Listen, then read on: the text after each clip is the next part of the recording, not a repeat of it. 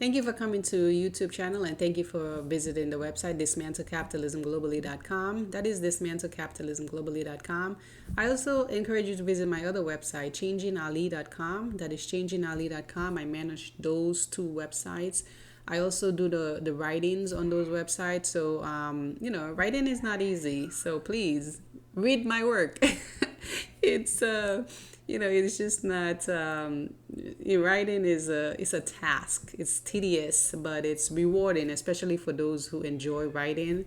I'm one of those people. Like, I could sit there and write all day long, but my hope is always that someone will read it and even give me some feedback on it. So please be my guest. Thank you for continuing to listen to dismantlecapitalismglobally.com's initiative and agenda.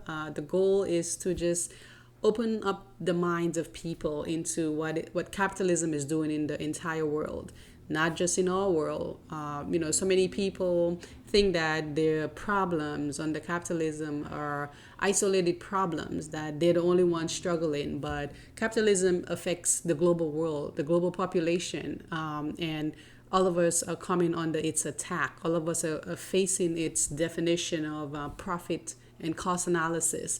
And that's why the change that needs to happen will come from all of us, because all of us will share that commonality. We'll all know what the other is talking about when we start talking about bills and work and all that. So that's why it's more important for us to really know just what is it that we are under, the structure. We have to think of the capitalist structure and connect it to our lives, connect it to our neighbors' lives or our families' lives, so we could see the bigger picture. The goal is for you to see the bigger picture so you can act. It's a call to action initiative I started. And, the idea was that I'm kind of just tired of people complaining about bills on social media. I'm tired of them always thinking that their financial problems are really just isolated. It is not isolated. It is global. What you face financially, a lot of people face. The world's population faces. Just look at the country of Sri Lanka that is in bankruptcy. The whole country has gone into bankruptcy. Not just one person or a few people or a few villages. The entire country has been affected. And all of that is connected to capitalism, right? Because capitalism does not just affect individuals, and I'll put individuals in quotations because I've talked about that. Like, what is an individual? Like, what is that? And the definition of that. You can view that on another video. But the whole country is just in debt, and the whole country cannot operate, of course, without necessities. So it makes sense that those people who are protesting and have entered into the president's mansion have grown frustrated, of course, because they're hungry. They have no oil for their motors, for their vehicles. They don't have what they need to live on a daily basis, and that creates mental distress in our lives when we don't have. So that situation is connected to other countries who also have to face debt and how it affects them.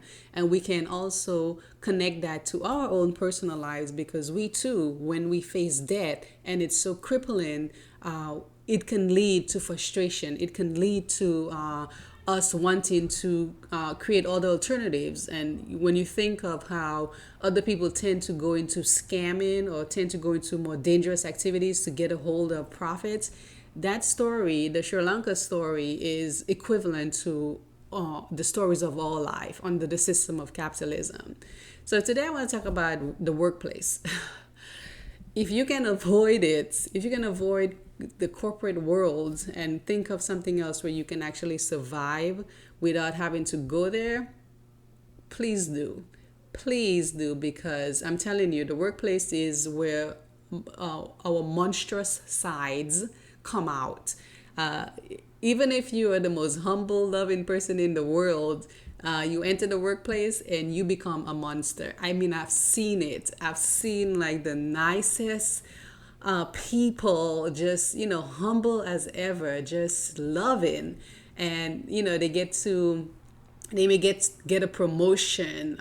They may it just, the whole dynamic of the individual changes once we enter into the workplace. I've had to check myself on many occasions to remind myself of my humility and my grace, because I too was, being pulled into other co-workers' shenanigans. And it became, I was more aware of me becoming that monster that I always try to avoid, to just retain my individualism, to just retain my humility, because that's important to me. But in the workplace, my point is that you will become a terrible person or there's the tendency to become that, because the culture of a capitalist setting is competition, right? Is venture capitalism. And in venture capitalism, you have no friends, you have no relatives, because the idea is to get to a promotion, is to get to a profit. And it does not want you to think that you should have friends. They seem more like a distraction. So capitalism is, I've always said, is a violent system. It thrives on violence. It wants you to be that, so that you can gain that individualistic that individual status, right? So that you can be the person who supposedly mastered an environment so much now that you're the CEO of the company, you're the leader of that company. But you have to question, how do these people become the CEO and the leaders and all? Like, whose toes did they step on? How many people's lives did they damage in order to become that? Because again, that is the structure that we're working with. Under the system of capitalism, it is a violent one. It is one that is very inconsiderate. Capitalism is unkind to humanity. It does not favor our growth and our betterment. It favors profit. The idea of capitalism is profit, always, never the betterment of humanity. Even when it claims to want that, it still acts violence. And the only reason people change to more of a socialist, more humanitarian area is because they are forced to.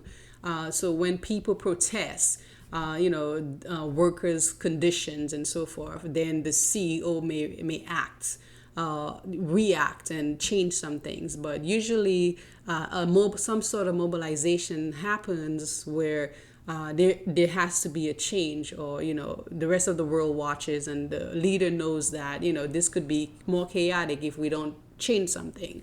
So overall, if capitalism had its way, and many situations it does, the venture capitalists would just continue to be greedy, wasteful, and very inconsiderate, and continue on as though nothing else is happening in the world, and all that needs to happen is work and consumerism.